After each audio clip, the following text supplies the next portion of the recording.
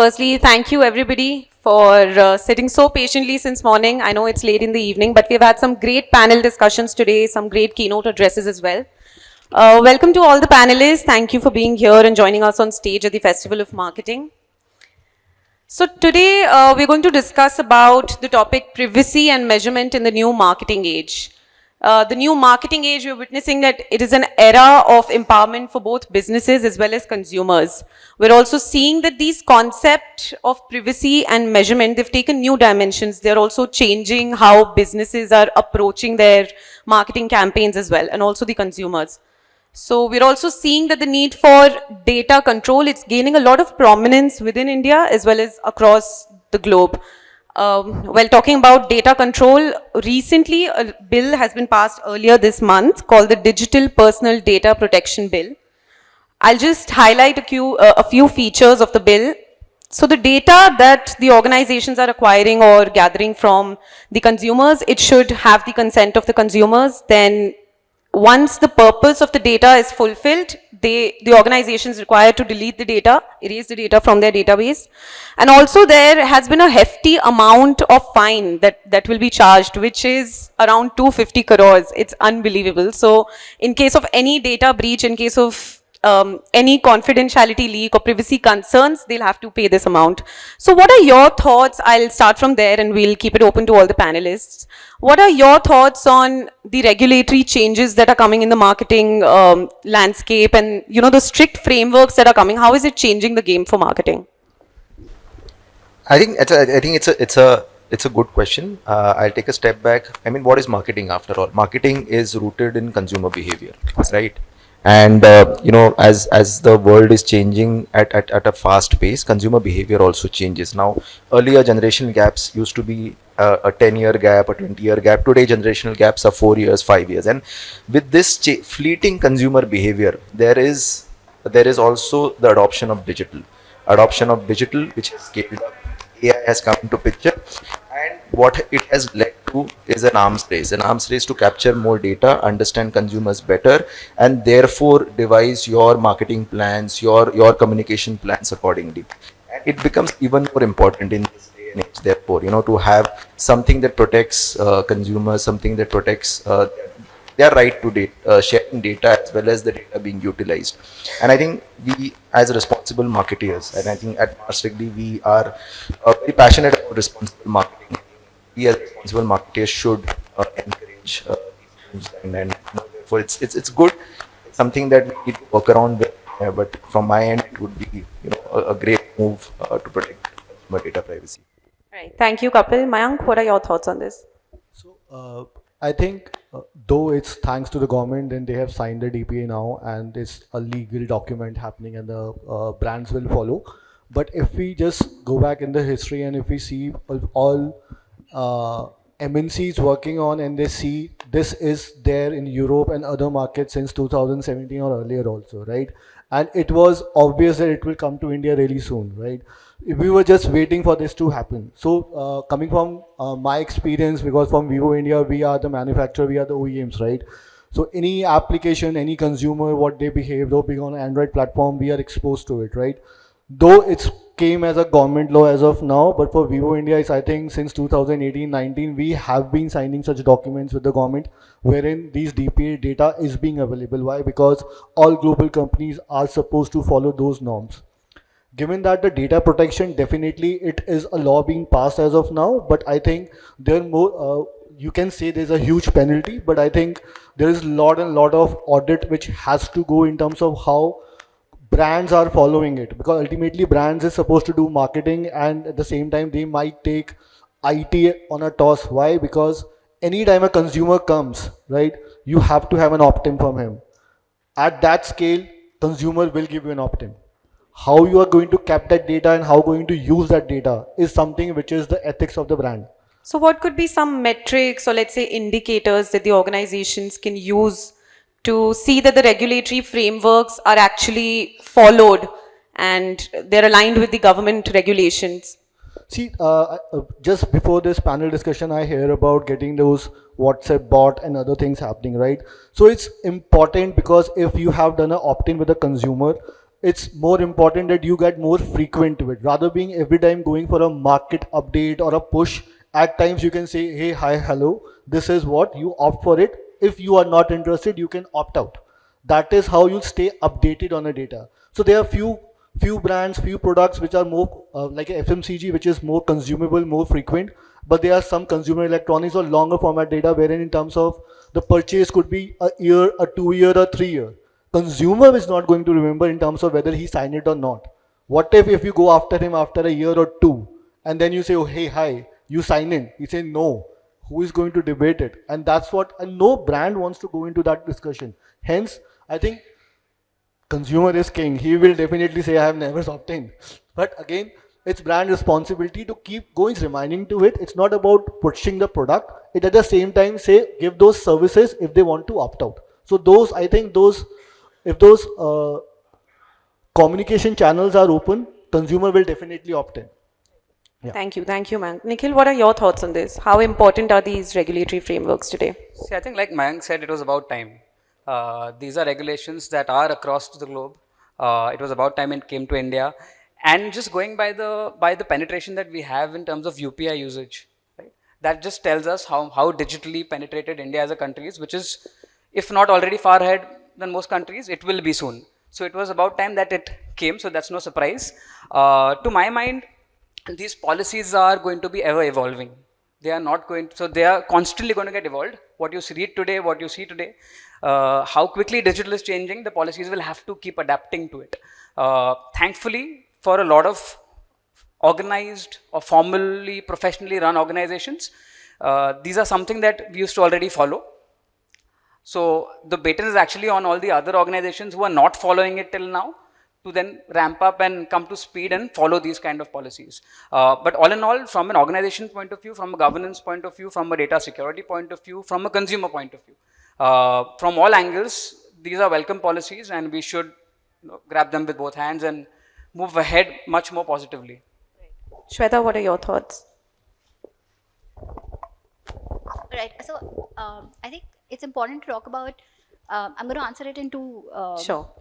two silos. So, like initially, as a marketer, like a decade back, there's a whole piece of transformation, right? So, decade back, as marketers, we felt really happy sending out offers, promotions.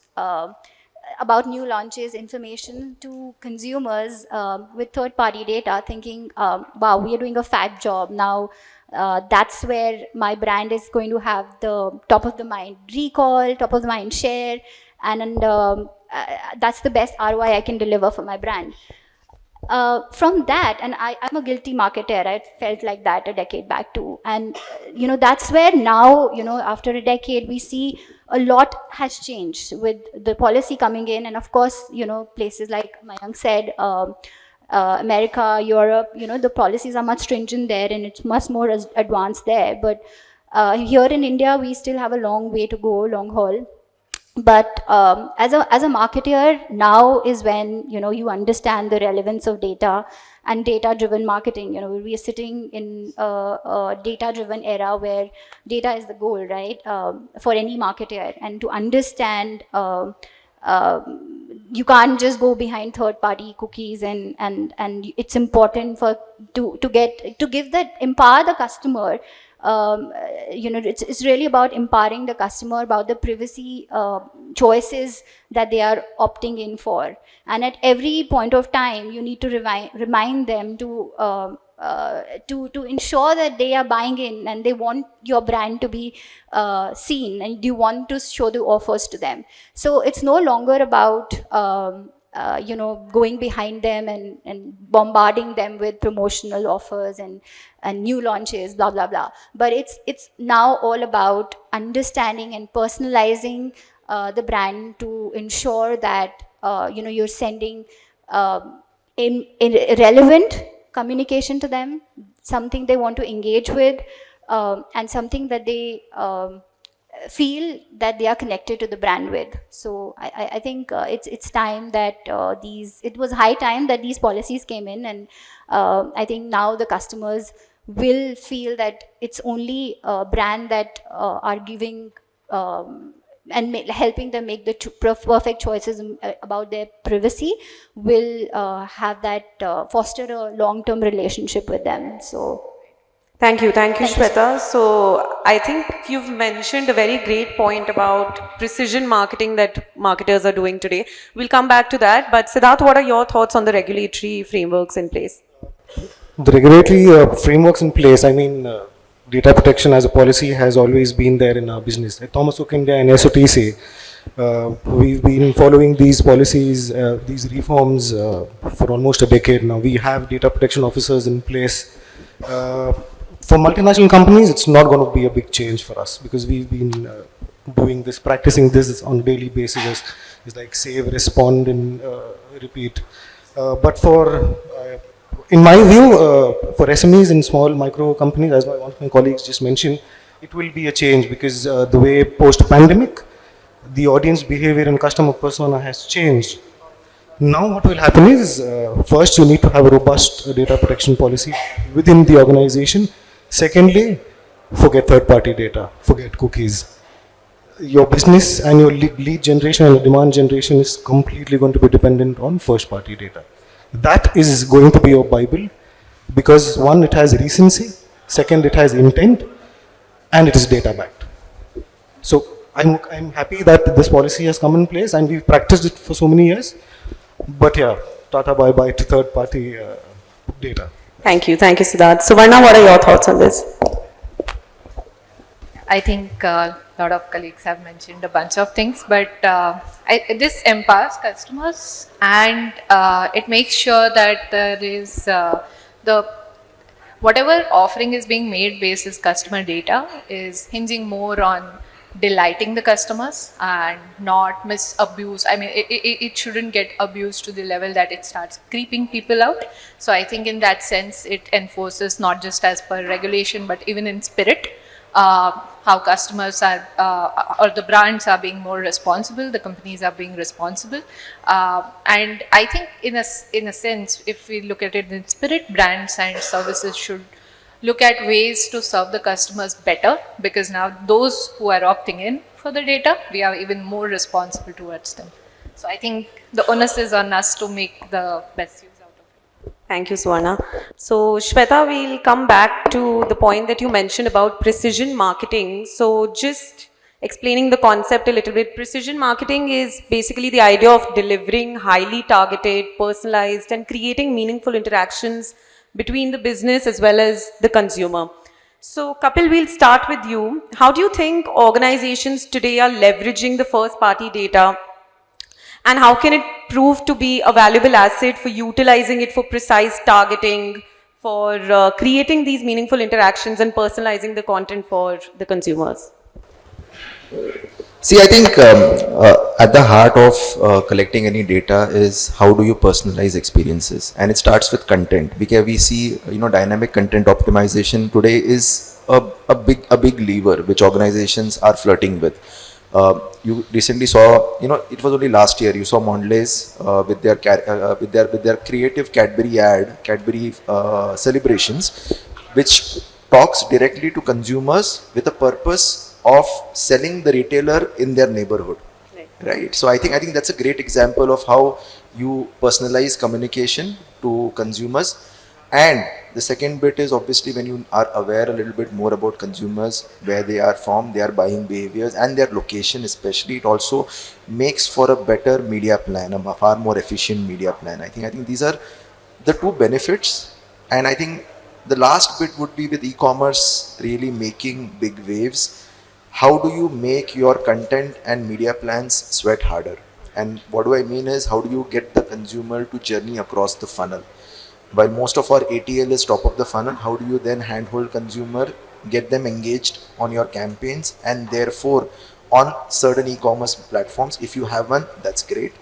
Then how do you get them engaged on those e-commerce platforms and then actually drive conversion? I think these are powerful tools, and if utilized well, if given the right assurance to consumers in terms of their data privacy, I think it definitely helps in driving conversions for any brand.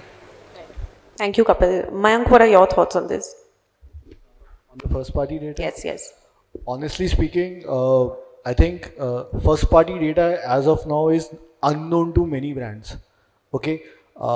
If I say there's an evolved brand, definitely they are having a first party data, they are collecting it, they are connecting with their CRMs, they are collecting with the database, and hence they do the full loyalty and the full funnel marketing, replugging deck for the remarketing purpose, right?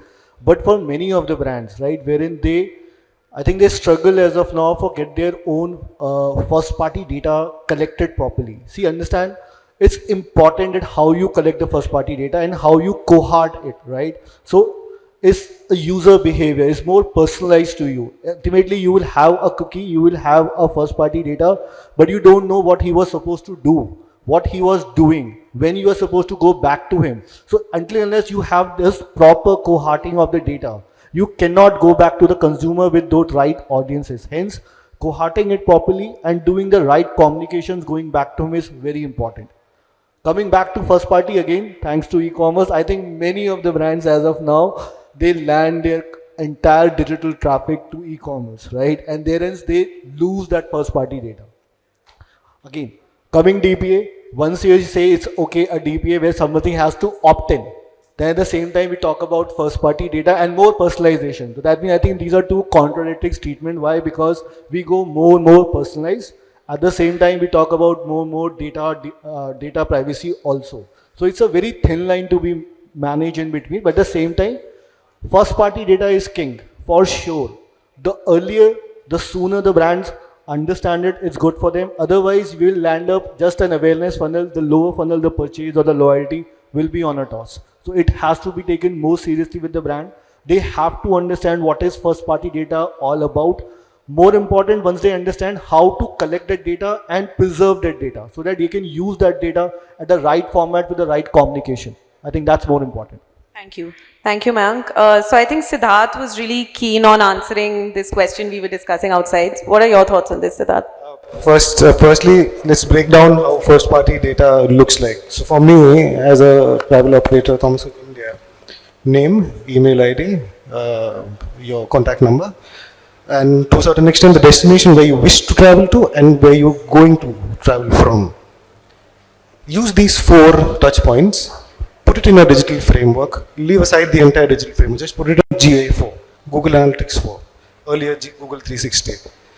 Run DV360 ads, run programmatic, then you see the magic happen. Because you will find assistance at each and every touch point. You will be able to target your customer so precisely because you already know where he, him, her belongs to, what is their spending capacity, because the one email ID is synced to what they've bought in the last 60 days or so. If he's bought an iPhone, if he's bought, Levi's denim jeans, you kind of figure out where they fall in the spending bucket.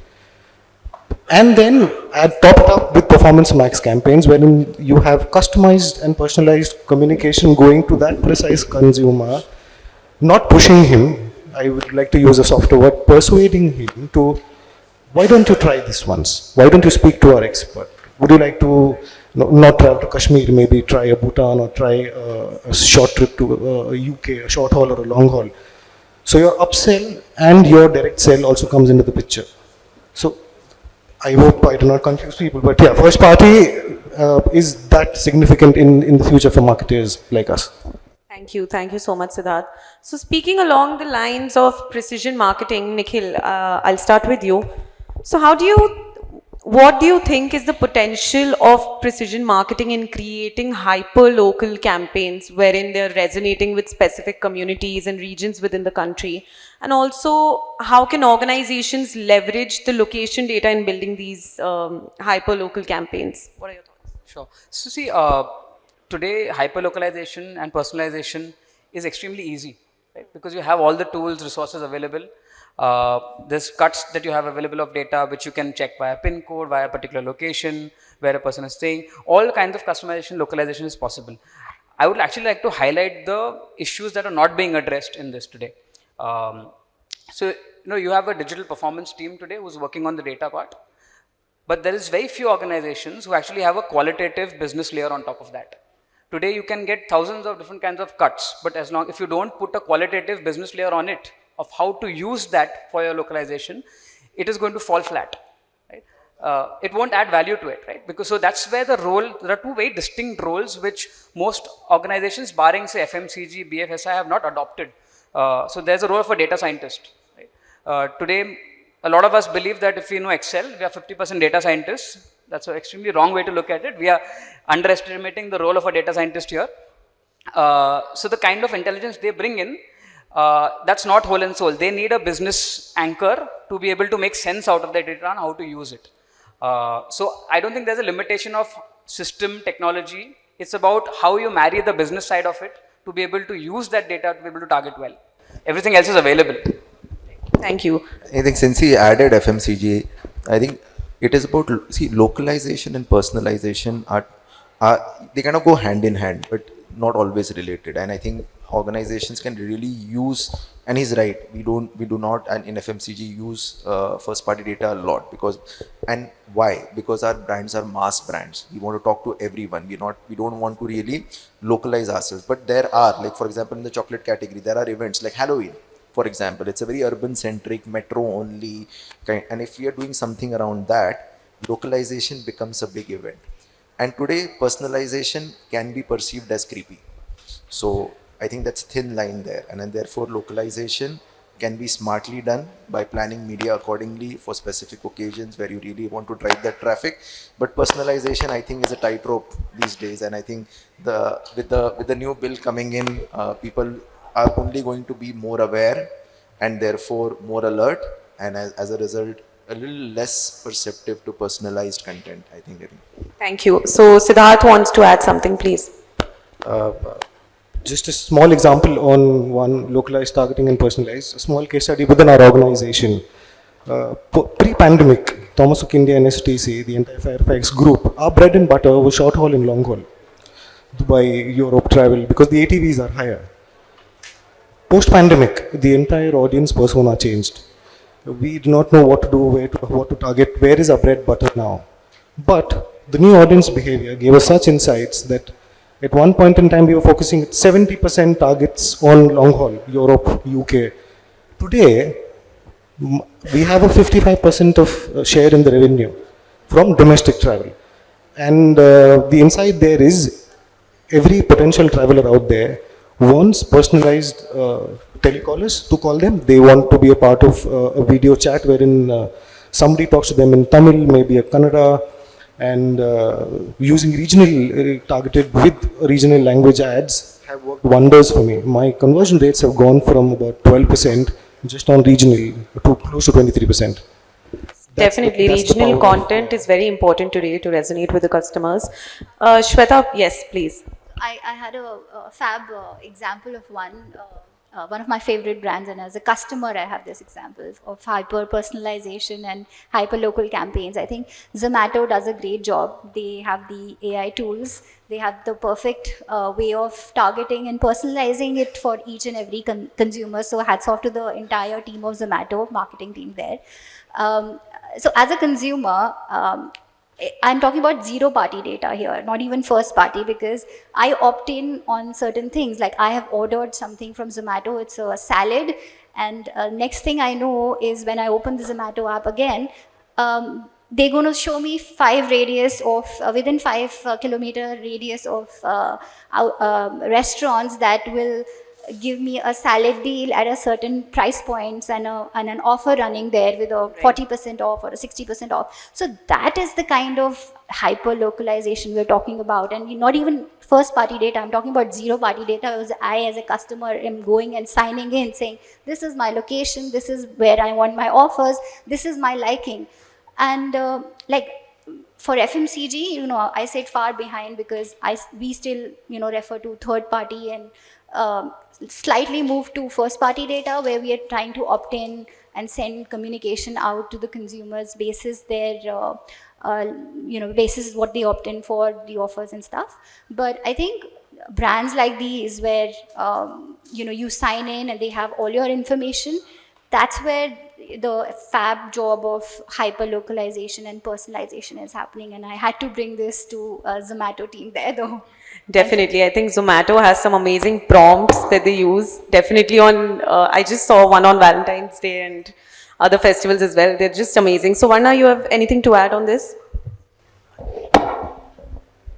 Yeah, I think both terms are being used quite widely in terms of hyper-local and personalization. But just, I work with Amazon Mini TV, right? So in content, all of us are consumers there, right?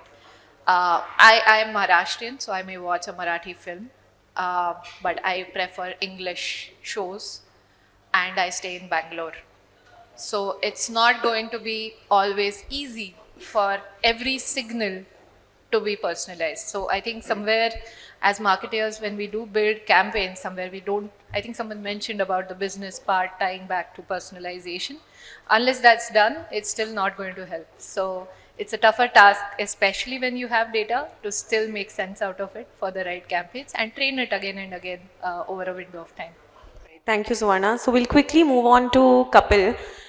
So Kapil, today, especially post-pandemic or during the pandemic, we're seeing a significant change in terms of how consumers are now willing to share their information, their credentials, their personal information with the brands, so that they can receive an enhanced experience for themselves, right? So this concept is now termed as privacy as a service. What are your thoughts on this concept?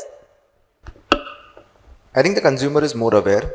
Digital as a platform is quite penetrated now. 50% of India's population is on digital, and it's safe to say that consumers today want to engage with brands and therefore enjoy the entire consumption experience.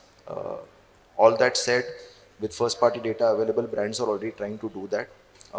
Within FMCG, it becomes a little tough because the communication is more broad based, more generic, more mass appealing, and our ticket values are quite small. And as a result, for us, it makes far more sense to broad base. But especially in the service industry, in high involvement goods, consumer durables, definitely this helps. You know, consumers are willing to share that data when they know that it is in the right spirit, where they are going to get back a better experience, where the organization is going to use that data to tailor a certain experience for them. For example, Zomato, a very relevant example.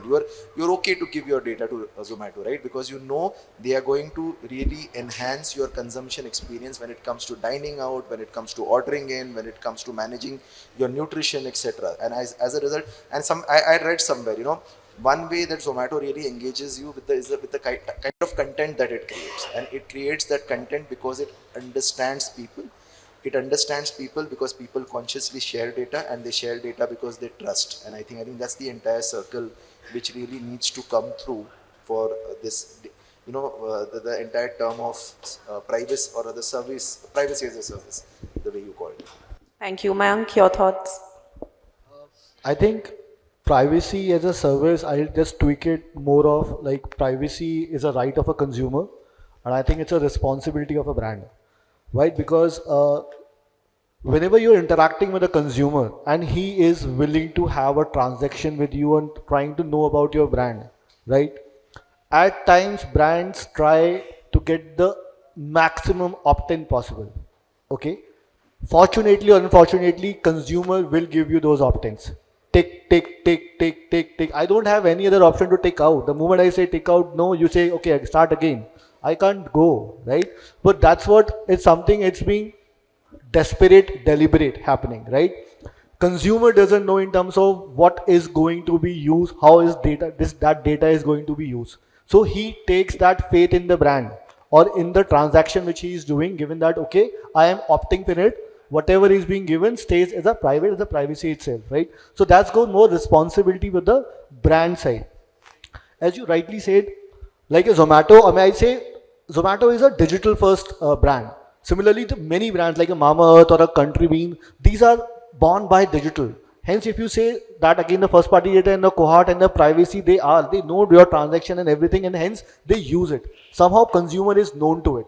Now, given that banking, anybody calls you from a bank and they say, okay, because RBI and Amitabh Bachchan have give lot of things not to share a UPI and ATM pin, so anybody knows, nahi dena. But what happens when somebody calls you and asks you for not the pin but something else? But they again tell you, sir, we are not going to use it, we are not going to record it. Why? Because that faith has to come.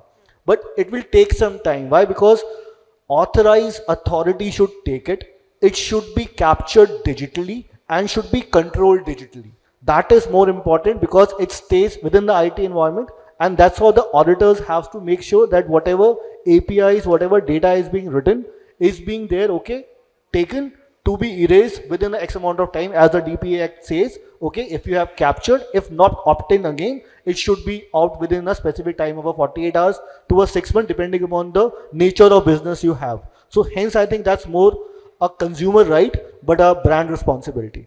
Yeah. Thank you. Very well said, Mayank. So, Nikhil, what are some of the challenges or let's say pros that come along? Can you mention a few that come along with the concept of privacy as a service? Sure. So, see, privacy as a service, to my mind, it is basically us as brands and organizations acknowledging that data has value, and now we are willing to share it with you. Right. So, till now, we always heard, right, that if something is free, you are the price. So, today, consumers, as you rightly mentioned, are aware. So, we have now agreed and acknowledged that we are going to share value with you.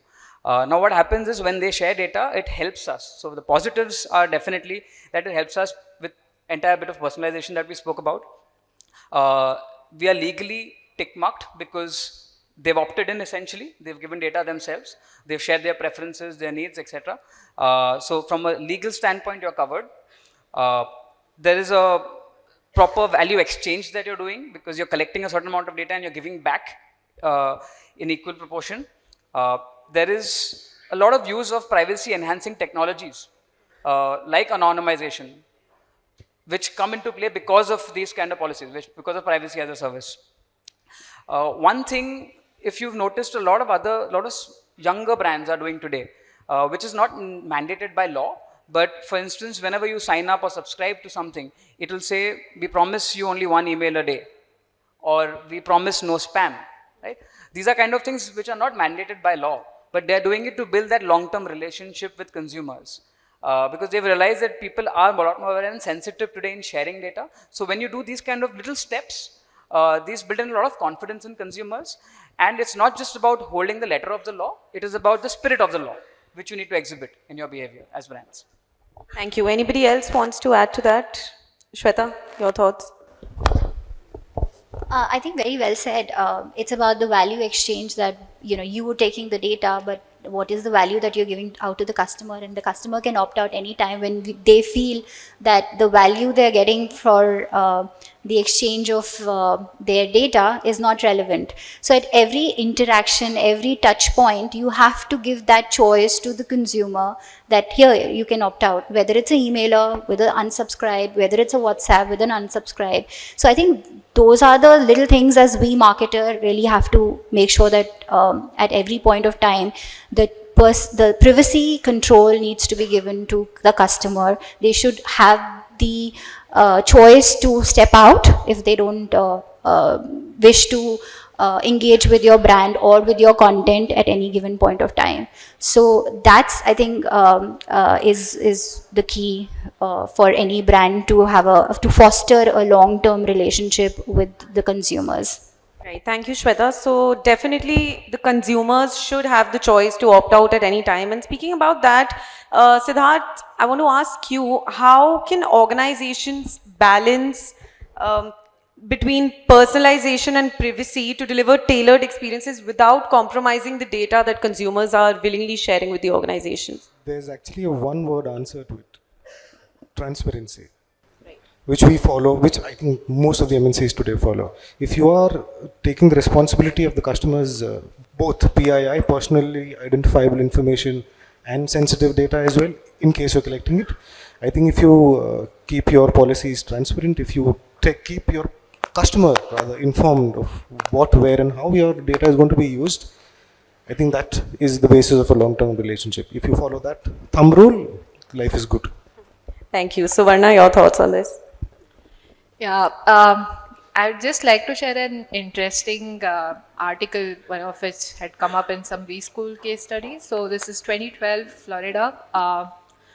There was one of the retail chains actually over-relied on data and personalization in a way where they predicted someone who was expecting and there was a due date. and accordingly started sending coupons by mail, physical email to that person. And her dad found out and he got angry and he basically immediately sued. Now imagine the situation, because the girl has not opted in to use this level of data. Obviously Target did not know, they noticed patterns. So the part about balancing comes also about ethical and being responsible with data.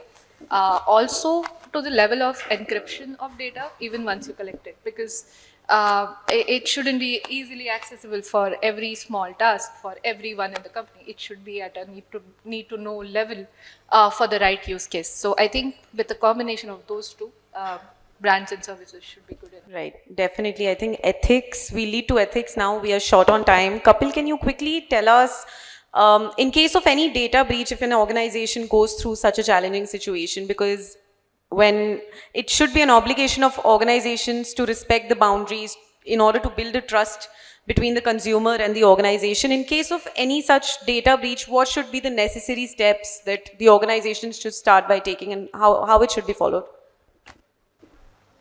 I think the first step starts with being responsible about the data.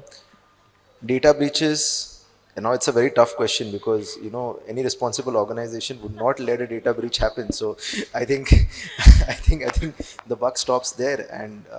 And consumers are smart today. I think, Nikhil made a fantastic point that if something is for free, you are the product.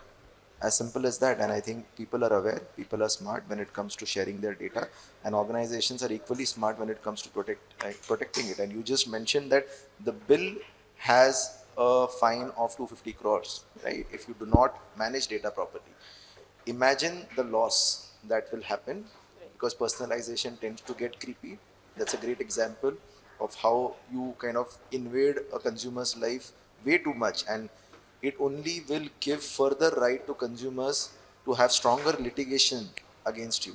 And I think the cost there is endless then. I think and Johnson & Johnson is a prime example of how litigation costs someone. So I really don't want to get to that place. Thank you. All right, Mayank, we'll start with the closing remarks. We are very short on time now. We only have a minute. What would be your closing remarks? I think we discussed this a lot, starting from the DPA part. I wish it just started the DPA and then this balance should have happened, because I think we are contradicting our own statements. But I think let's respect the consumer, his data, his privacy, and be both responsible for it. And trust me, the more relevant communication, more personalized communication in a right way being used, consumer is all yours because he has opted for it. He is looking to talk to you. But at the same time, don't spam it. Otherwise, now the DPA Act is here. Fortunately or unfortunately, it will be penalized for sure. Yeah. Thank you. Nikhil, your closing remarks. So I think the biggest thing is to be consumer centric and think long term. Don't think short term कि आज मैं इसको ये भेज दूंगा, ये हो जाएगा. Just think long term, build a long term relationship with consumers, and always remember that prevention is better than cure in this case, because the kind of repercussions that you have in by breach, it's probably better to be in the preventive stage. Thank you. Shweta, your thoughts? I think all of them have covered my pointers, but one thing very important that we didn't discuss was education for your employees.